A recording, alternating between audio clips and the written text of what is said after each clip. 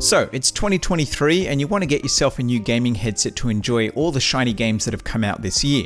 You're happy to drop some fat cash to get something decent, but the problem is that things in the headset space have changed a lot since you bought your last pair. Or maybe this is your first headset purchase and you're overwhelmed by the number of choices. You're not short of options in the mid-range of wireless headsets, and truth be told, there's plenty of great choices too. So I'm going to show you 5 wireless options in this range that cover the simple and solid performers to the bells and whistles models, and even one for the audiophiles. I think each of these will suit different people for different reasons, and hopefully I'll recommend something that fits the bill. We'll start with the straightforward models that will suit most people, and then we'll move on to the more niche use case headsets. I'll also give you my personal pick and let you know which one is my daily driver. I've tried to include headsets that work with everything, so PC, Mac, Switch, PS4, PS5 and Xbox. Unfortunately, Xbox generally has less compatibility, so not everything in this list will connect with Microsoft's machines. No need to freak out though, I'll make it clear what headset connects to what.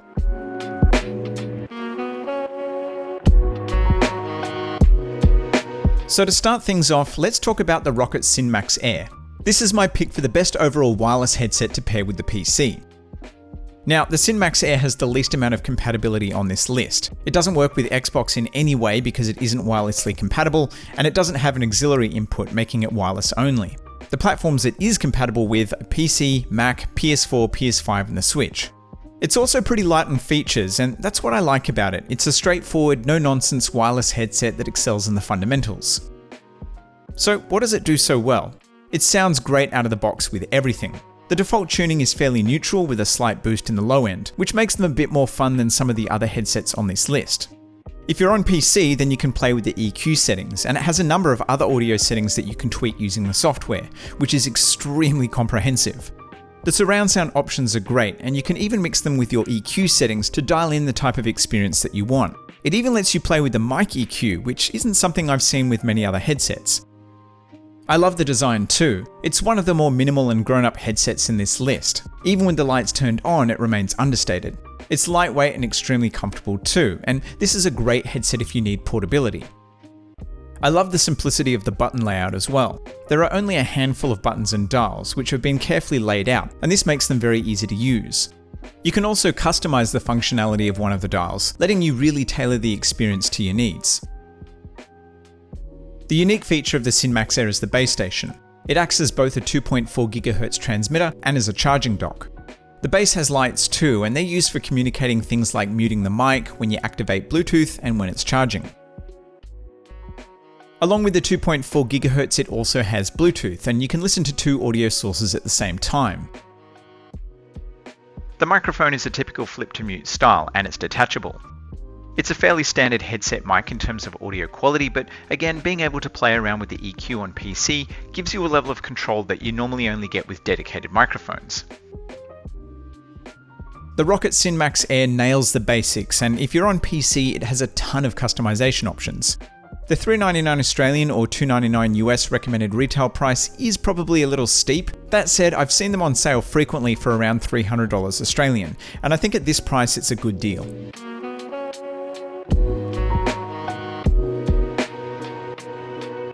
The SteelSeries Arctis Nova 7 was on a lot of people's headset of the year list last year, and for good reason. It's a well-designed, comfortable and great sounding headset that works wirelessly with everything. It has dual wireless connectivity, so you can game and listen to a separate source via Bluetooth at the same time. Battery life is solid at 38 hours, and it has a fast charging feature that is pretty incredible. It will give you 6 hours off a 15-minute charge. The Nova 7 is light too. At just 324 grams, they're one of the lightest mid-range wireless headsets, and they're incredibly comfortable. My Nova 7 is rocking some wicked cushion ear pads, but the ear pads it comes with are comfy and breathe well. If comfort is a priority, then the Nova 7 is definitely one to consider. If you need something you can travel with that'll work in lots of different environments, this is an excellent choice. Audio quality is up there as one of the best in class. Out of the box, they're neutral sounding, but you can customize the levels via the software, and it'll save the settings to the headset for use with other devices, like console. The microphone is also decent, and when connected to a PC, it has a pretty incredible noise cancelling feature that will cut out just about anything. It tucks neatly away into the side of the headset, so it's not a flip to mute, it uses a button on the ear cup, and when stowed away, it gives it a slim profile. The Nova 7 comes in 3 different flavors, so regardless of the platform, it'll connect wirelessly to your device. If you need something that works wirelessly with everything, then I'd recommend getting the Nova 7X. This is the Xbox version, but it also connects to PlayStation, Switch, and PC. The recommended retail price is $399 Australian or $199 US, but they regularly go on sale. If you want a comfortable, all-purpose headset, then there's not a lot that comes close to the Nova 7.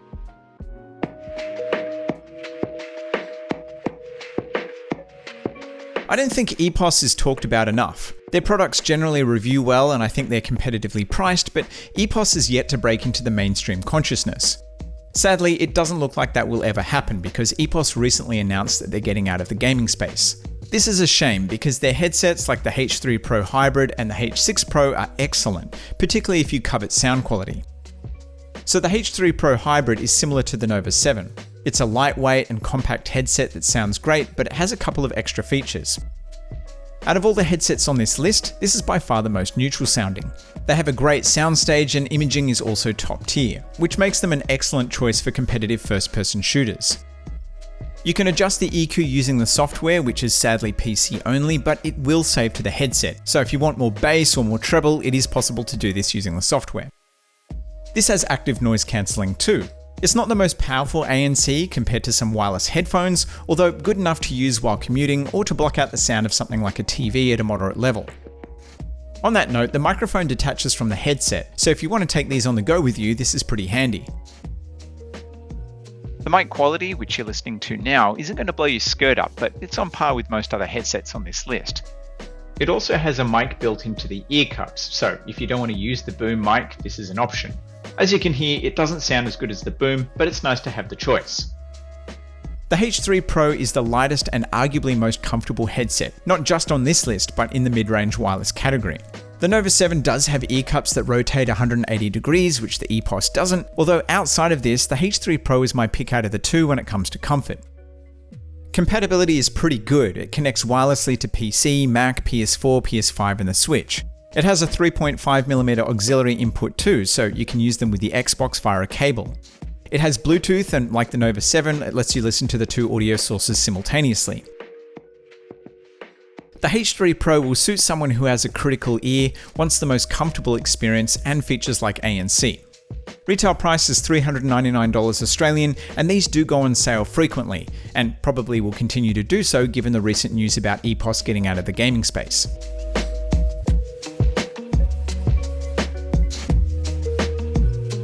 The JBL Quantum 910 isn't the best sounding headset on this list, but nothing touches the number of features this thing has. That's not to say that the 910 sounds bad, it's just that compared to the other headsets on this list, I don't think they're as strong. If features are what you want, however, then look no further.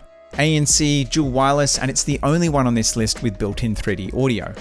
It has both a 2.4 GHz connection as well as Bluetooth 5.2, and yes, you can listen to both connections simultaneously. Battery life is up to 39 hours, which is decent, but it doesn't have a fast charge feature. You can charge and use them at the same time though. They have big 50mm drivers, and if bass is your thing, you'll probably get a kick out of the 910's warm sound. The 3D audio is pretty damn good too. If you're on PC, Mac or the PS5, then obviously this is a somewhat redundant feature. For mobile gaming, gaming on the Switch, or for Xbox users though, there's not much else in the price bracket with this feature, aside from the Astro A50s, which you'll have noticed aren't on this list. The active noise cancelling is pretty handy at cutting out ambient noise, so if you're playing in the same room as someone watching TV at a moderate level, for example, this would be perfect for that. If ANC is a really important feature to you and you're tossing up between the H3 Pro Hybrid and the 910 definitely has the more powerful ANC. The microphone isn't the best out of the lot. It's not bad, it's just not as clear as some of the others, but it's plenty clear for party chat. It's a flip to mute design and you can also mute it with a button. There are 3 versions of the 910. The standard model, which I have here, works wirelessly with PC, Mac, the Switch, PS4 and PS5. The 910p is the PlayStation version that has the same compatibility as the standard version, it just has a side tone dial instead of a chat mix dial. Finally, there's the 910X, which is the Xbox version. Just like the Nova 7X, it connects wirelessly to the Xbox as well as PlayStation, Switch, PC and Mac. So if you want something to work with everything, this is the model to get. Now, for some reason, you can only buy the standard 910 here in Australia. Not exactly sure why, but yeah, I guess you'll need to look into importing the other models if you live in Australia. There's no point dancing around the obvious. This is a big, fat, loud, f***off gaming headset that does everything. Some of these other headsets could pass as a pair of headphones, but the 910 is unapologetically a gaming headset. It has large ear cups, a chunky headband, and if you want, it lights up like something out of Tron. This is for the stereotypical gamer who wants a lot of features and a fun bass-forward sound. They retail for $499 Australian or $299 US, which ties them for the most expensive headset on this list with the next headset I want to talk about. Like a lot of the other headsets on this list though, they regularly go on sale.